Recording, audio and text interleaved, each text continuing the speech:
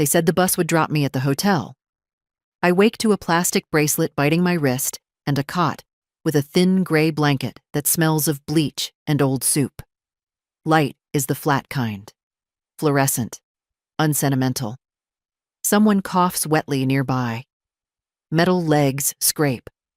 A woman is praying under her breath, the same two words over and over like she's stitching herself to the morning. Ma'am? A shadow leans over me, all key lanyards and practical shoes. You with us? Name? My mouth is lined with sleep and dust.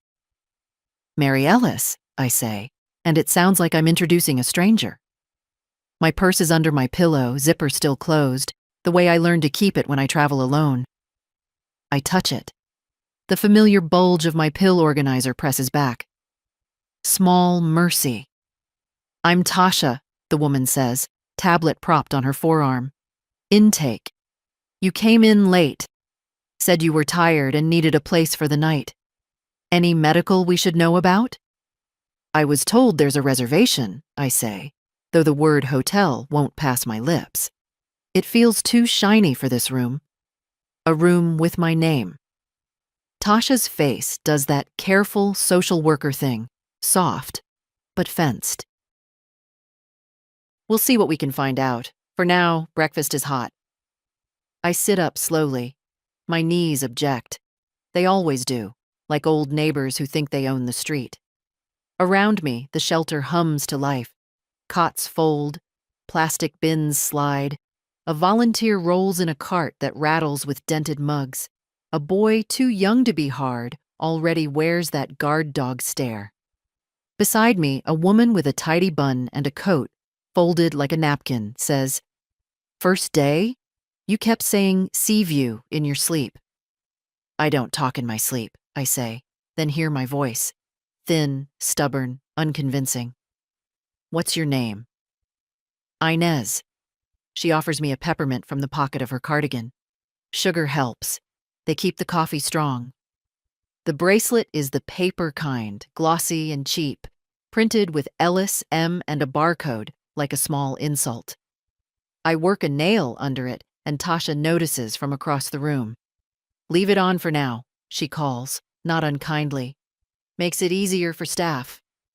Inez smiles with only the left side of her mouth. Easier for staff. Hear that? Not for us. She pats my hand anyway. Her skin is dry as newsprint. Don't worry. First mornings feel like you fell asleep on a bus and woke up underwater. I stand. The floor is gritty, the way floors get when 100 shoes argue with them. On the wall, someone has taped up a sign with printer ink too light to read unless you lean in. No outside food, no weapons, respect quiet hours. I'm 74 years old, and I'm reading rules as if I might fail them. In the cafeteria line, a man in a hairnet ladles oatmeal that remembers being hot. I carry the tray like it's going to accuse me of something. A volunteer offers bananas with brown freckles. You want one, ma'am? He asks, eyes kind, voice tired. Yes, I say. I add 2 sugar packets to the oatmeal to please Inez and taste nothing but the memory of heat. Across from me sits a woman in a blazer, too nice for this place, flipping through files. She glances up. We're short on beds tonight, she tells Tasha. Church group's already full, day room's maxed. Tasha nods. We'll triage. Inez taps my wrist. That means decide who's in and who's on their feet by 10, she whispers. You got anywhere to go? I have somewhere to go, I say, and watch my breath fog the lukewarm coffee. After breakfast, they move cots to a closet with a door that doesn't quite close. The room looks like a theater after the audience leaves, stale, bright, disappointed. I follow Tasha to a small office where a plastic plant droops and a calendar shows last month. She points me to a chair that weighs more than it looks. Mary, she says, typing, tell me what happened yesterday, just the short version. I got on a bus, I say. They told me it would drop me off at the hotel. Who's they? She doesn't stop typing. The ones who said they'd take care of it. I fold my hands to keep them from shaking. My family. The word tastes like a chip of ice. I had an itinerary printed. Somewhere. She waits. I dig in my purse. Lipstick, receipts, old mints fused to their wrappers. No itinerary. But my pill case is there, blue as a robin's egg. My ID, my Medicare card, my bank card in its sleeve. I breathe. It's possible the driver, perhaps there was a change. Tasha's look says she's heard every polite explanation pain can invent. Do you know the hotel's name? Seaview, I say, and the room hears it now. The word that belonged to last night and a different kind of morning. Seaview Harbor. She writes it down. City? Brighton Cove, I answer, and it is like naming a country you once lived in. We'll call, she says. Phones go out at 9 when the desk opens. Before that, I need to ask, any safety concerns at home? Anyone who might have kept you from getting where you intended to go? I meet her eyes. Mine are steady. They've had a lifetime to practice. I am not missing, I say. I am misplaced. Tasha allows herself the smallest smile. All right, Ms. Misplaced. We'll start with the hotel. Then we'll figure the rest. Back in the common room, the TV fights with the sound of plastic bags. A weatherman waves at rain we can't feel. Inez has claimed a sturdy chair near the window and saves the one beside it with a scarf. When I sit, she nudges my elbow. See that guy at the door? Security. He'll pretend he doesn't hear you unless you stand right in front of him. And the lady with the blazer? She's nice until 3. Then she turns into rules. Learn the faces. It helps. I won't be here that long, I say. It comes out quiet, but not weak. None of us planned on it, she answers. That's why you fold your blanket neat when you leave. Even if you never see it again, you tell the room who you are. I smooth the bracelet once, decide to keep it for now, and tuck my purse strap under my arm. Somewhere a clock stutters and remembers its job. 9 o'clock will come whether I dread it or not. The phones will ring. Someone at a desk in a clean lobby will answer, with a practiced smile in their voice. And I will say my name like a promise that still belongs to me. I woke with that same knot in my stomach I'd gone to bed with, the one that had kept me staring at the ceiling half the night. You don't sleep well when you've decided to break a lifetime's habit of swallowing your pride. The bus ride yesterday, the lies, the shelter instead of a hotel, those weren't just mistakes. They were choices. Choices someone made because they thought I wouldn't fight back. The shelter's coffee was thin and bitter, but it burned away enough of the fog in my head to let me think straight. I sat at a small table in the corner, hands wrapped around the paper cup, watching the others shuffle in, some with bags under their eyes like mine, some with eyes that had given up long ago. I didn't want to be here a day longer than necessary. My purse was still with me. Inside, my wallet. Inside the wallet, my bank card, my ID, and the small notebook where I kept numbers. Amounts lent, bills paid for others, promises made and broken. I'd been writing in it for years without realizing I was also writing my own indictment of them. Page after page of my life converted into receipts and favors. I called the bank from the shelter's payphone, my voice steadier than I expected. Yes, I'd like to suspend all automatic payments and revoke a power of attorney. The young man on the other end sounded surprised, even concerned. I didn't explain. I didn't need to. All I wanted was that first clean break. By the time I walked out of there, the winter air bit at my face, but it felt almost welcome. I stopped at the corner bakery, not for myself, but because the woman behind the counter, Marta, had always given me more than I paid for. She slid an extra roll into the bag without a word. Sometimes kindness is in the smallest, quietest acts. My next stop was the lawyer's office. Not the family lawyer. He was too intertwined with their affairs. I wanted someone new, someone who didn't know my son's smile or my daughter-in-law's polished lies. A woman named Harris met me in a cramped office lined with books. She listened as I told her what I wanted. No more access, no more assumptions, and a will rewritten to reflect who had truly stood by me. Her pen scratched quickly, but her eyes stayed on mine. She didn't pity me. I appreciated that. By the afternoon, my phone had rung so many times I turned it off. I couldn't bear to hear their voices yet, dripping with sudden urgency now that the tap had been shut. I walked home instead, taking the long way. Past the riverbank, past the church where I'd once baked pies for every fundraiser, past the row of trees that still held the wind like an old memory. When I reached my front steps, someone was sitting there. My granddaughter. Hers was the one voice I hadn't been avoiding. She stood as I approached, her eyes wide. "Grandma, what's going on? Dad's in a panic." "Inside, over tea," I told her. Not all of it.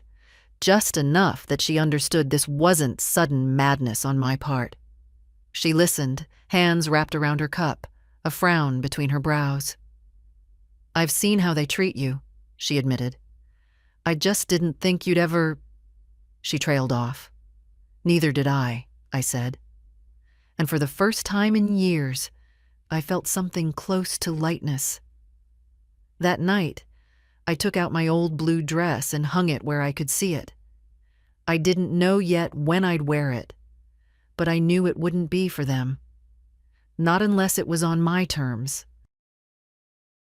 The morning after felt different. Not softer. No, nothing about this was going to be soft, but clearer. Like the moment after a storm when you can see the wreckage for what it is. The shelter was behind me now, but its smell, its echo, stayed with me. I could still hear the cough of the woman on the next cot, still see the paper bracelet crumpled in the trash. I made oatmeal at home, the real kind you cook slow, not poured from a packet. The kettle hissed. My house, my table, my chair, it all felt both familiar and foreign, like returning to a place after years away. I thought of how close it had been to losing it. One signature, one more temporary arrangement, and I could have been gone from here for good. I wasn't in the mood to sit still. I walked into town, scarf tight around my neck, eyes sharp for the small details I'd missed in my years of habit. At the library, the same one where I'd taken my children when they were small, I asked for a computer. My hands shook a little as I typed, first my name, then my address, into the county property search. There it was. My name was still listed, but something new sat beneath it. A pending transfer of ownership, filed just 2 weeks ago. To a trust, managed by my son. My throat tightened, but not with surprise. It only confirmed what I'd begun to suspect, that the hotel trip had been a step in a plan. I printed the page and slipped it into my purse. The librarian, a boy young enough to be my grandson, glanced at me like he wanted to ask if I needed help. I smiled the kind of smile that tells someone to mind their own business. Back outside, the air had warmed enough to smell the river. I headed toward the bus stop, but halfway there I stopped. The bank was across the street. I didn't plan to go in, but my feet had other ideas. Inside, the teller recognized me. Years of small deposits and Christmas checks for the grandchildren will do that. I asked for a balance, and then I asked to move a large portion into a new account, one in my name only, no joint access. Her eyebrows lifted, but she didn't question me. By the time I walked out, the sun was dropping low, washing the street in that late afternoon gold that makes even cracked sidewalks look beautiful. I passed a cafe, and through the glass I saw my son's friend, the one who'd been a witness at their wedding, laughing into his phone. He didn't see me.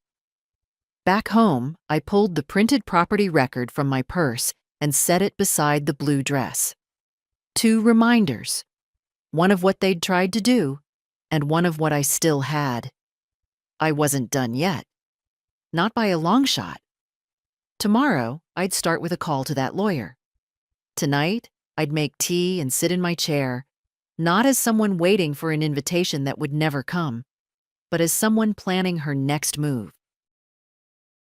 I woke before the alarm, though I hadn't set one.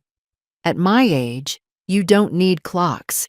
You have the habits of decades, and lately, the kind of restlessness that drags you out of bed, whether you want to be up or not.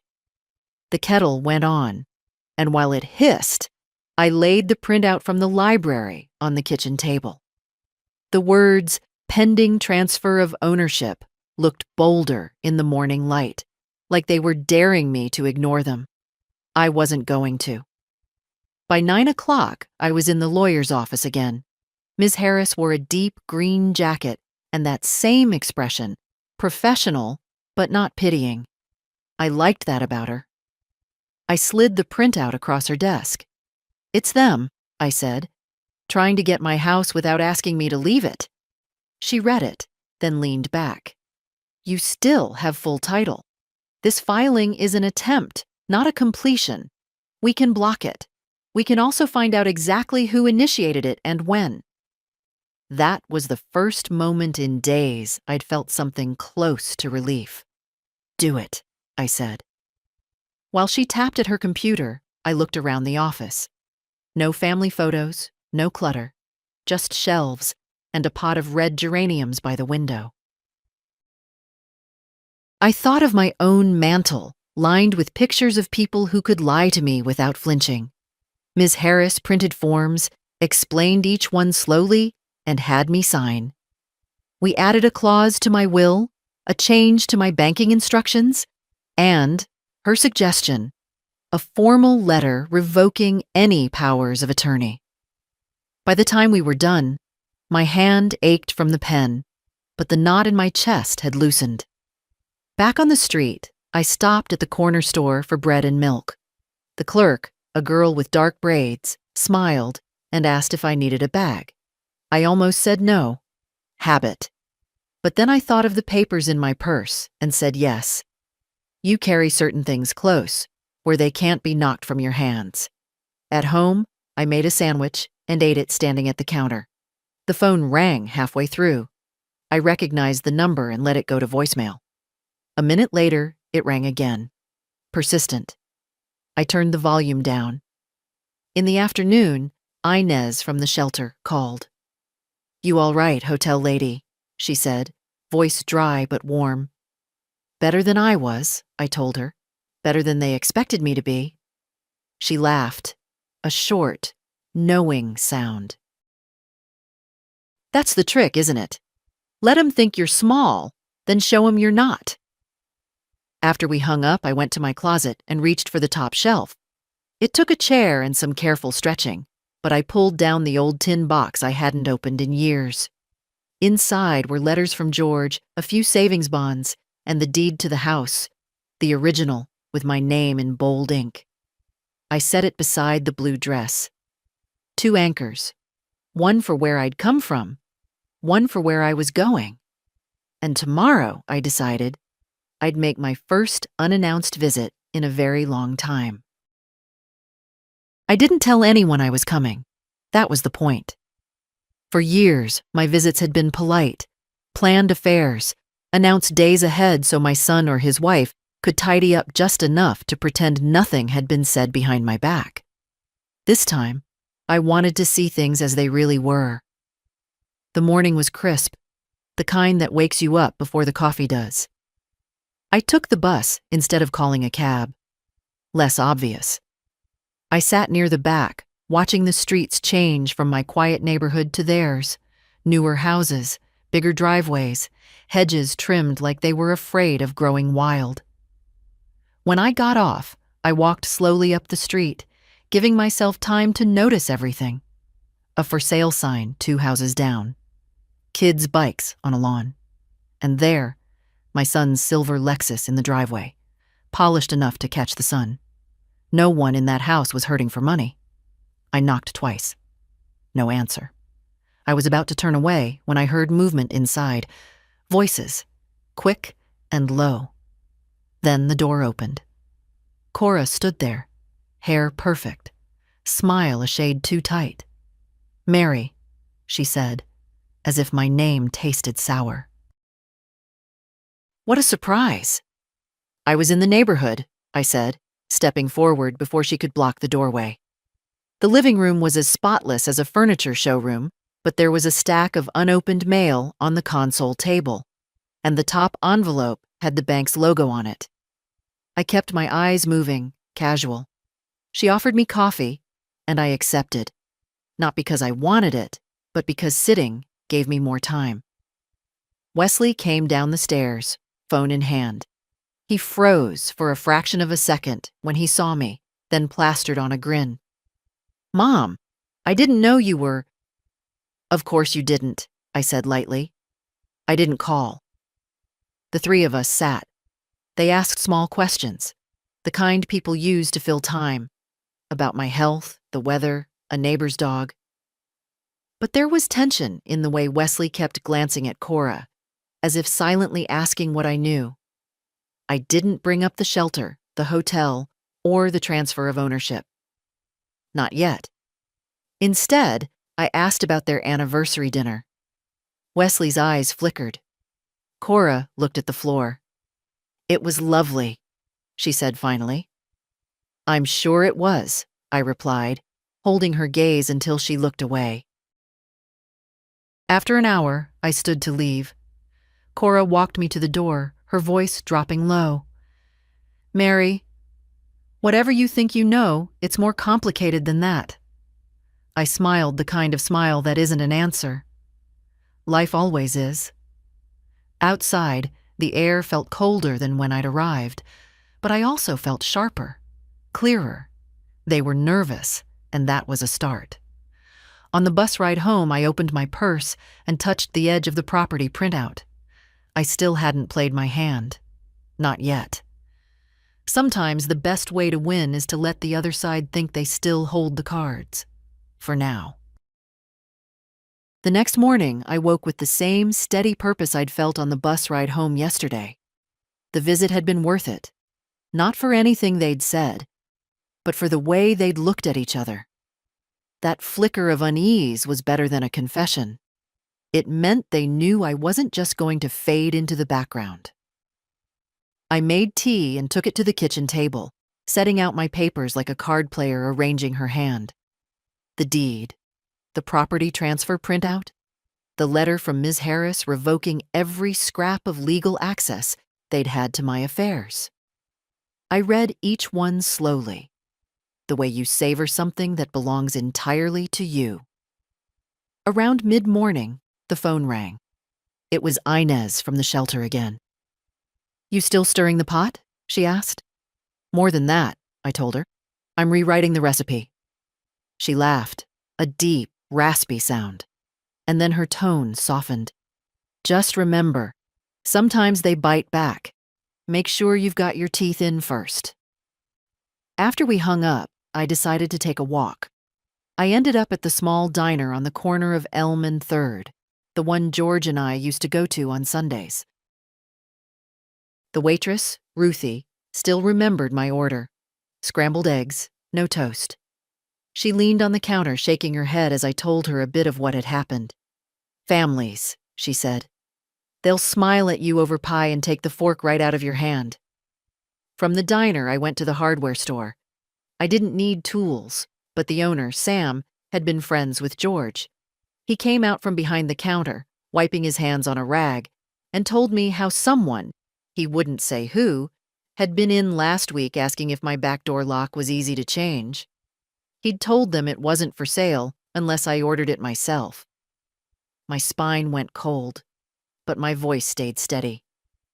"Good man," I said. By the time I got home, I'd made up my mind. I wasn't going to wait for them to make another move. Tomorrow, I'd go to the bank in person, not just to shift money, but to place every account under a security code known only to me. And after that, Miss Harris and I would file whatever needed filing to make the property transfer impossible. That night, I sat in the armchair by the window with the blue dress laid over my lap. I traced the pearl buttons with my fingertips. It wasn't about wearing it anymore. It was about remembering that I could still walk into any room with my head high. They might have thought they'd written me out of the story, but I was just getting to the part where I pick up the pen. The bank smelled faintly of polished wood and printer toner, clean, efficient, impersonal. I preferred it that way. I didn't need warmth here. I needed precision. A young man in a suit I could have bought him for Christmas last year greeted me with the kind of brightness they teach in training. "Good morning, Ms. Ellis. How can we help you today?" "I need to secure all of my accounts, every last one," I said. "No changes, no withdrawals, no access without my direct, in-person approval, and I want a password, one only I know, required for every transaction." He blinked once before nodding. "Of course. Let's get you seated with a senior account manager." The manager was a woman about my granddaughter's age, but she carried herself like someone who didn't flinch easily. I explained, in broad terms, that I'd recently become aware of attempts to act on my behalf without my consent. She didn't press for details, just began typing. We set up the password, a phrase only I would understand, something George had once whispered to me at the beach, long before children, long before trust became something you had to lock away in a vault. While she worked, I asked her to pull up the list of any pending transactions connected to my name. There were 3, 2 small utilities, 1 large, a transfer to trust, scheduled for the end of the month. "Cancel it," I said. "It hasn't been authorized yet," she replied, "but I'll remove it from the system entirely." When she handed me the confirmation printout, I slid it into my purse alongside the property transfer document and the deed. 3 pieces of paper, 3 lines of defense. On my way out, I stopped at the public notary desk and had copies of everything certified. If my son or his wife wanted to make this ugly, I'd make sure they learned I knew how to play ugly back, legally, cleanly, and without apology. I left the bank and decided to walk the long way home. The air carried the bite of late autumn, the kind that makes you want to tuck your chin into your scarf. I passed the school where Wesley used to pick up his daughter, my sweet Claire, before everything between us turned into polite silences. Near the corner, a car slowed beside me. His car, the silver Lexus. The passenger window rolled down, and Cora leaned toward me. "Mary, we need to talk," she said, voice tight. I kept walking. "Then talk," I said, without looking at her. She hesitated. "Wesley's upset. He thinks—" "I know what he thinks," I interrupted, "and he knows why." Her lips pressed into a thin line. "It doesn't have to go this way." I stopped then, just enough to meet her eyes. "It already has." She didn't answer, just rolled the window up, and the Lexus pulled away. I stood there a moment, letting the cold sting my cheeks, then kept walking. Back at home, I laid the certified papers on the table. 3 anchors, steady and unshakable. I made tea, sat in my chair, and felt something I hadn't felt in years. A calm born not from pretending everything was fine, but from knowing I'd put real walls between myself and those who thought I was theirs to move around like furniture. I knew they'd try again. People like that don't give up after the first locked door. But they'd find the next one locked too, and the next. And if they kept pushing, they'd learn the truth. I'd lived alone before. I'd built my life before them. And I could do it again without blinking. I didn't sleep much that night, but not from worry. My mind was working in a different way, measuring steps, weighing angles, remembering the details most people miss. At my age, you don't waste energy on dramatics. You plan, you pace yourself, and you strike when it matters. By mid-morning, I was at the library again. The same boy from last week was behind the desk. "Computer?" I asked. He gave me a number card without a word, though his eyes followed me as if he remembered the last time I'd been there. I typed my name into the county court records this time. It took a while, but there it was, an intent to transfer property form, filed electronically, no witness signatures, no physical visit to the clerk's office, coward's work. I clicked to open the attached document, and there, in the neat, impersonal text of legal forms, were the words that made my stomach turn. Initiated by power of attorney, Wesley Ellis. Except he didn't have that anymore, not legally, which meant two things. One, he'd filed it before I revoked it, or two, he was lying to the court. Either way, I printed the record. Then I searched his name. My son's name, on public documents, tied to more than one trust, not just mine. One of them belonged to a man I knew, Harold Jensen, who used to live 2 streets over, now in a nursing home. A pattern was beginning to take shape, and I didn't like the look of it. I folded the papers and slipped them into my purse.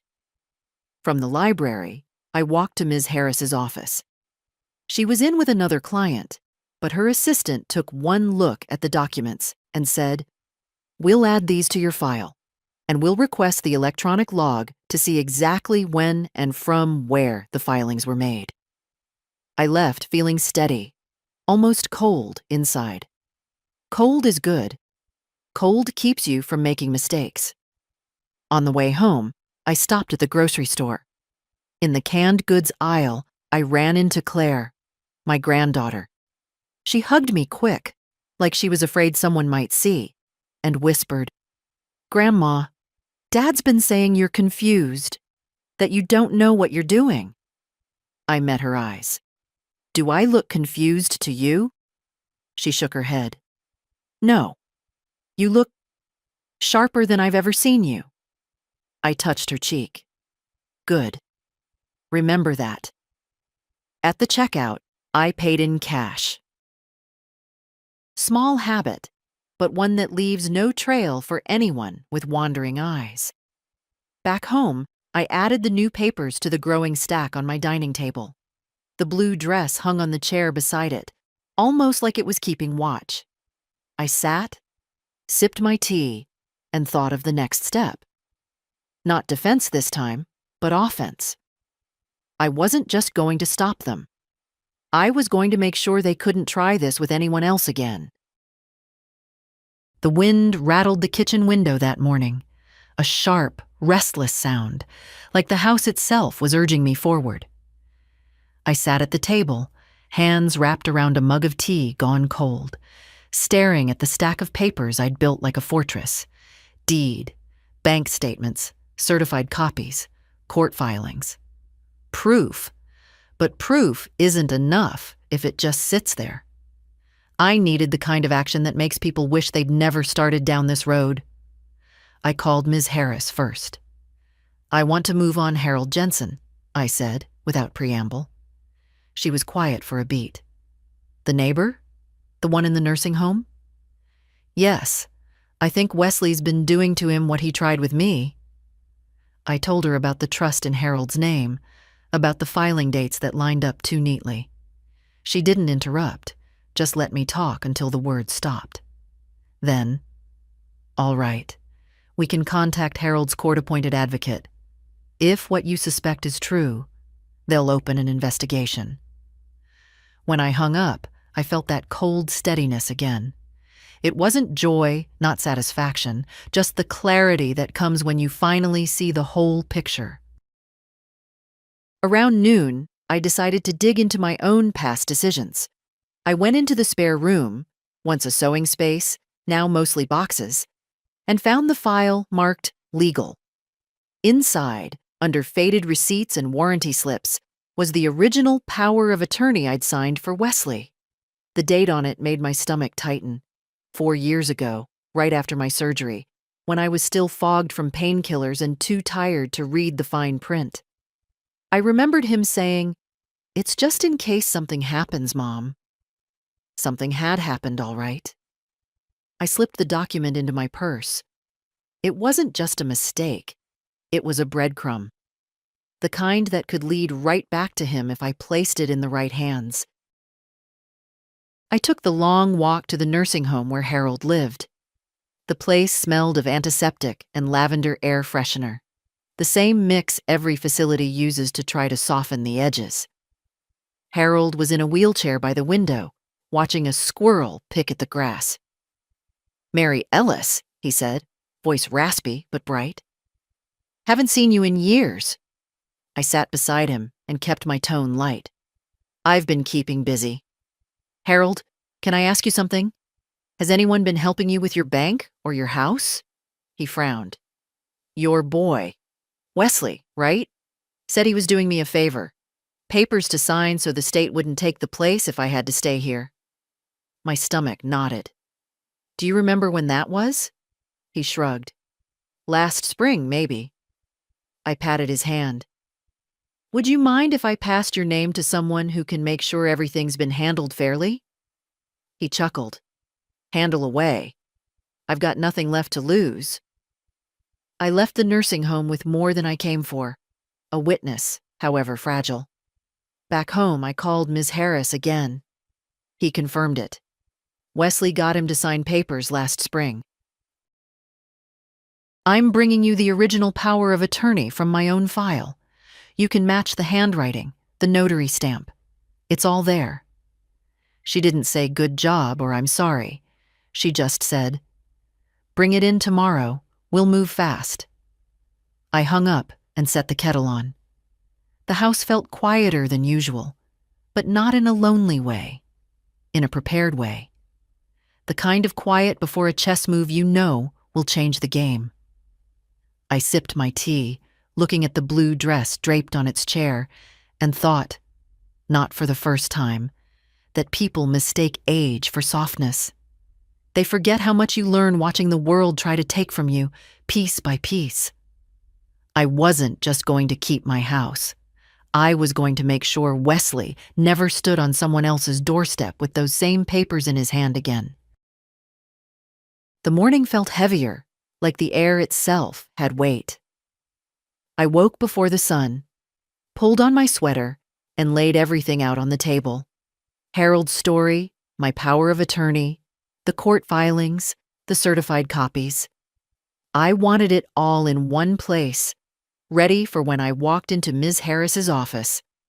By the time I got there, she was already waiting with 2 cups of coffee. No pleasantries, no warm-up, just a nod toward her desk.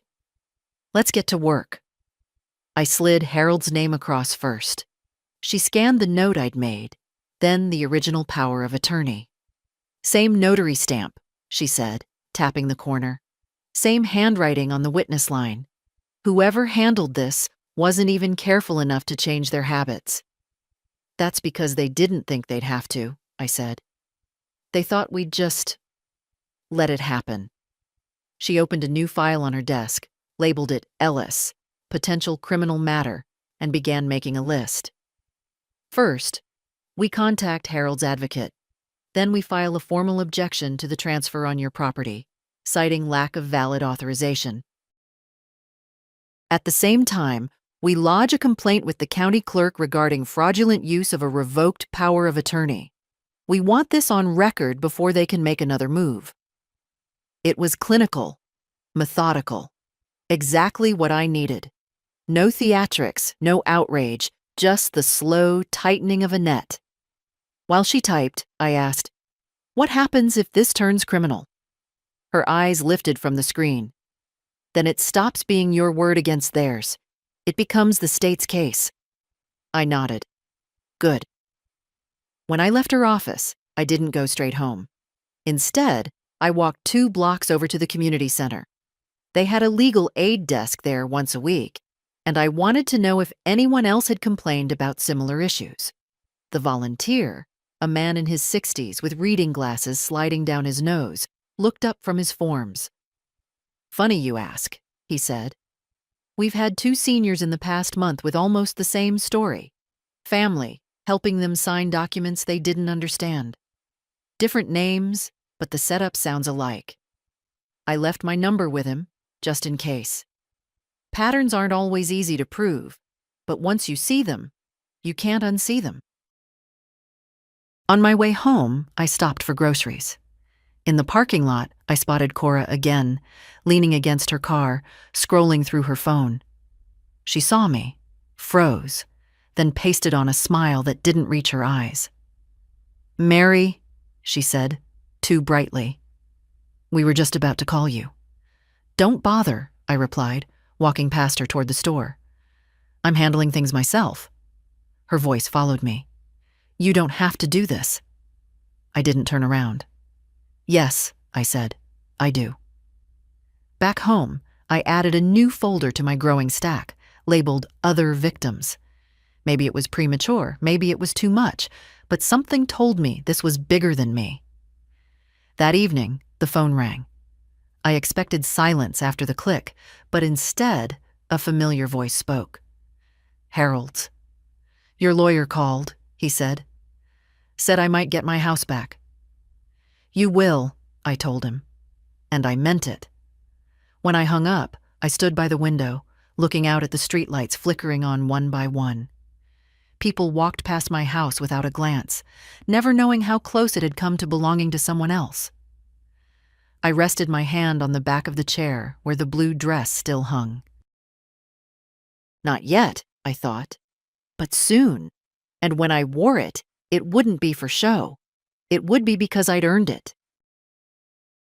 The next morning, I was at the kitchen table before the sun had fully risen, pen in hand, writing a list that was less about remembering and more about committing myself. Once it's on paper, you can't pretend it was just an idea you might get to later. At the top, I wrote, "Finish closing every door they could use." Ms. Harris had filed the objections yesterday, but I knew better than to assume that meant the game was over. People like Wesley and Cora didn't take one setback and walk away. They circled, tested the edges, looked for cracks. My job was to seal them before they even thought to knock. First stop was the post office.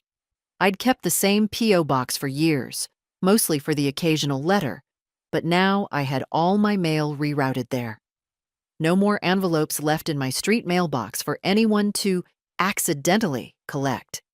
The clerk, a wiry man with ink stains on his fingers, stamped the change of address form and said, 3 days and it's all coming here. I left with 2 keys, one for my purse, one hidden in the seam of my coat pocket. From there, I went to the utilities office. Power, gas, water. Every account had been in my name alone for decades, but I still added a password and a note. No changes without in-person verification by account holder. The woman at the counter didn't ask why. She just typed, nodded, and slid the confirmation sheets across to me. By noon, I was at the locksmith's. Sam from the hardware store had already warned me someone had been asking about my back door. I gave the locksmith the same instructions I'd give a surgeon. Work fast, make it strong, leave no trace of the old weakness. He replaced both front and back locks with heavy deadbolts, then handed me 3 new keys. "These aren't easy to copy," he said. "Keep track of every single one." I told him he didn't need to worry. After a quick lunch at home, I opened the tin box from the top shelf again. Inside, beneath the letters from George, I found the small photo album I hadn't touched in years. In the back, I slid an envelope containing one certified copy of every important document: deed, court filings, bank changes. If my house ever did get broken into, I wanted proof somewhere they wouldn't think to look. In the afternoon, Inez called again. "Heard from one of the ladies here," she said. "Your name came up. They said you're making a fuss." "I'm not making a fuss," I replied. "I'm building a wall," she cackled. "Same thing, if you do it right." The rest of the day, I stayed quiet, letting the rhythm of small chores settle my mind. Laundry, sweeping, a pot of soup simmering on the stove. But my thoughts were never far from the stack of papers on the table. Every lock, every password, every rerouted letter was a stitch in the net I was tightening. Just before dark, I stepped outside.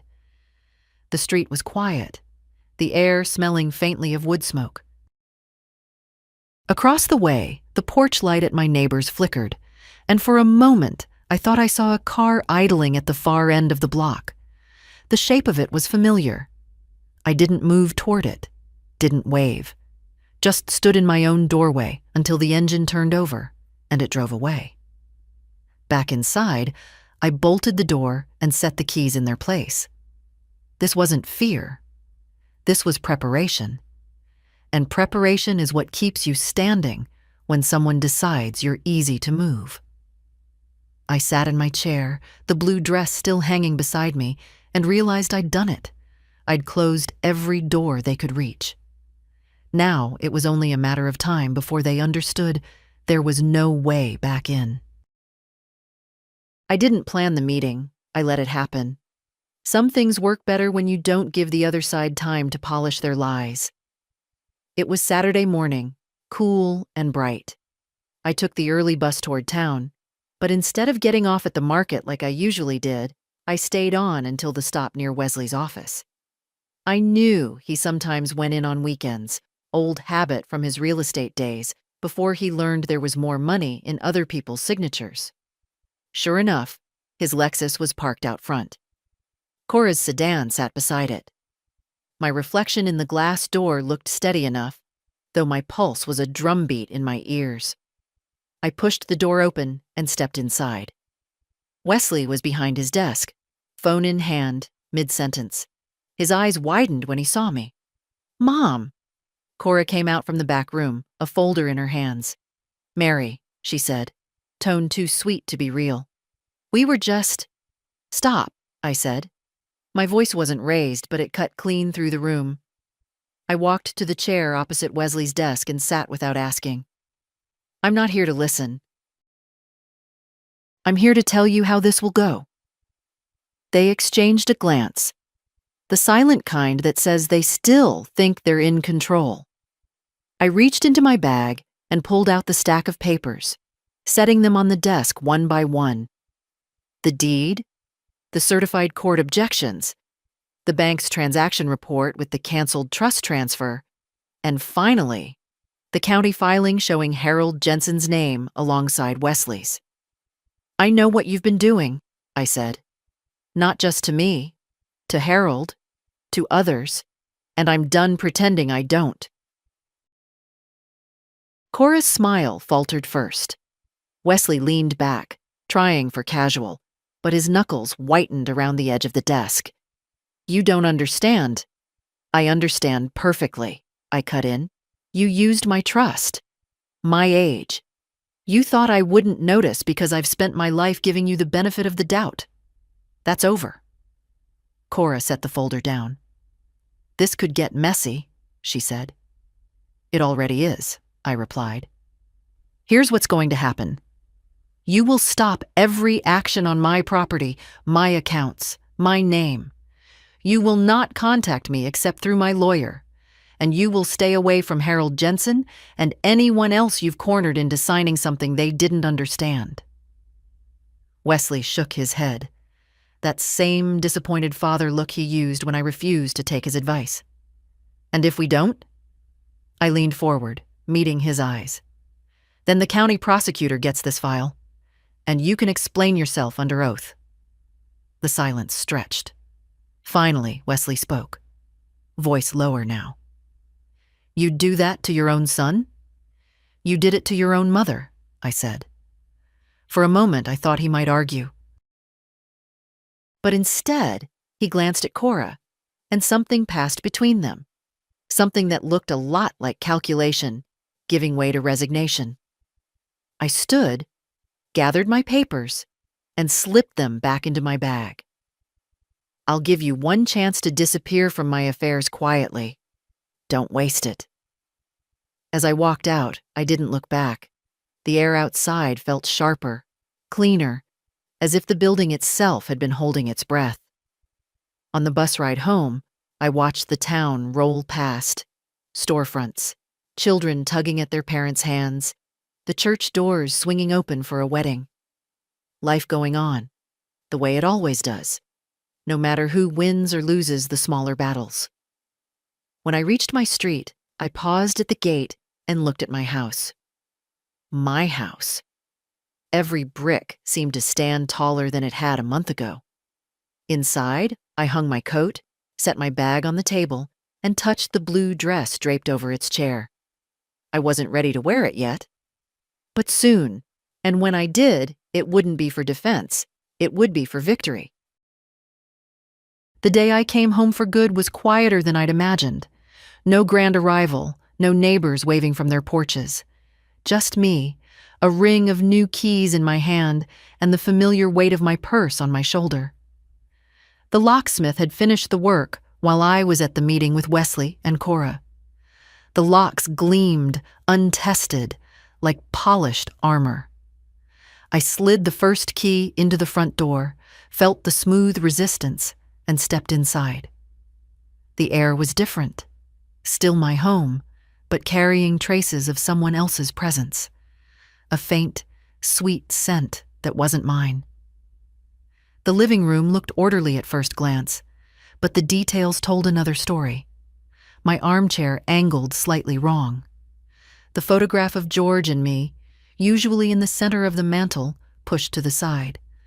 I walked through each room slowly, letting my eyes adjust to what had changed. In the dining room, the china cabinet door was ajar, one plate missing from the set. Upstairs, the drawers in the guest room were empty, Claire's old quilts gone. I stopped in my own bedroom. The closet smelled faintly of cedar, but the top shelf, where I kept the tin box, was bare. For a moment, my heart kicked hard in my chest, until I remembered that I'd moved it myself, days ago, to a place they'd never think to look. Even so, the absence was loud. This wasn't just about taking things of value. It was about reminding me that they could reach in and touch my life without asking. That they had. I put the house back in order, one small act at a time. Armchair straightened, photograph centered, cabinet door closed. It wasn't about erasing what had happened. It was about reclaiming the space, making it answer to me again. When the physical work was done, I boiled water for tea. While the kettle heated, I stood at the window, watching the late afternoon light slide across the yard. My neighbor's dog trotted along the fence line, tail wagging. The ordinary scene grounded me, reminded me that most of life carries on untouched by the storms in our private worlds. After tea, I opened the back door and stepped onto the porch. The air smelled of damp leaves and distant wood smoke. I thought about George, about how he'd kept every tool in perfect working order, how he'd always said a home needed tending like a garden, consistent, careful, and with an eye for trouble before it took root. I'd been gone from my own home for too many days, but now I was here. And here, I intended to stay. That night, I moved the blue dress from its place on the dining chair to the hook on my bedroom door. Not because I planned to wear it tomorrow, but because it belonged in a space I'd taken back. It felt like hanging a flag after a battle, not to boast, but to say, this ground is mine. Before bed, I made one last walk through the house. Every window latched, every lock turned. I touched the back of each chair, the edge of each table, the smooth wood of the banister. Familiar things, retaken. In the stillness, I realized the victory wasn't loud. It didn't feel like shouting. It felt like closing the last door against the cold and knowing without doubt that it would hold. The days that followed settled into a rhythm, one I hadn't felt in years, not because everything was back to how it had been before, but because I'd built something steadier, stronger, a life where no one else held the keys. Each morning, I started the same way. Tea at the kitchen table, sunlight creeping across the wood, the blue dress hanging on its hook where I could see it. A reminder, not of loss, but of what had been defended. Inez called often. "You still standing tall, hotel lady?" she'd ask. I'd tell her yes, and sometimes I could hear her smile through the line. She'd pass on bits of shelter gossip, who'd found a new apartment, who'd been back twice in the same week. We never said it out loud, but we both knew what she was really checking for, whether I'd slipped back into silence. I hadn't. Ms. Harris kept me updated. The county clerk had officially voided the property transfer attempt. Harold's advocate had filed his own objection, and an investigator was looking into a pattern of questionable transactions. The phrase made me think of quilt squares, each incident a neat piece, harmless on its own, but when stitched together, revealing the whole design. I wasn't naive enough to think this was over. Wesley and Cora had been quiet since our meeting, but quiet could mean planning. Still, the balance had shifted. They knew now I could fight, and that I would. One afternoon, Claire came by. No text beforehand, just a knock on the door. She looked nervous, as if she wasn't sure which version of me would answer. I made tea, and we sat at the table, steam curling between us. "Dad's not happy," she said finally. "I wouldn't expect him to be." She hesitated. "He says you're making this worse than it is, that you don't understand what he was trying to do." I met her eyes. "I understand exactly. That's why it's stopping." She didn't argue. Instead, she reached for my hand. "I'm glad you're different now. Stronger." I squeezed her fingers gently. "I'm the same. You're just seeing more of me than before." When she left, I stood in the doorway and watched her walk down the street, shoulders squared in a way that made me wonder if maybe strength could be passed down like a recipe. That evening, I opened the tin box. I didn't need anything from it. I just wanted to see it was still there. The papers, the letters from George, the envelope of certified copies, all intact. I touched the deed, the raised seal cool under my fingertips, and felt the same quiet pride I'd felt the day we signed it all those years ago. A week later, Ms. Harris called with news. "The investigator has enough to proceed if Harold's willing to testify," she said, "and we've got at least 2 other seniors who've described nearly identical tactics." "Will it go to court?" I asked. "It could. But even if it doesn't, your son's not going to be able to try this again without someone watching." After we hung up, I sat for a long while in the quiet, listening to the slow tick of the kitchen clock. I thought about the kind of mother I'd been, the compromises I'd made, the times I'd smoothed over trouble instead of calling it out. I thought about how easily that habit could have ended with me in a shelter for good, my home in someone else's name. Not anymore. That night, I took the blue dress from its hook and laid it across the bed. The fabric was cool and soft, the pearl buttons still firm in their threads. I ran my hands over it, not with nostalgia, but with the certainty that one day soon I'd wear it again, not for them, not for anyone else's approval, but for myself. When I put it back, I caught my reflection in the mirror. The lines in my face hadn't softened, but my eyes were sharper, steadier. I thought of what Inez had said the day we met in the shelter, that first mornings feel like you've woken underwater. I wasn't underwater anymore.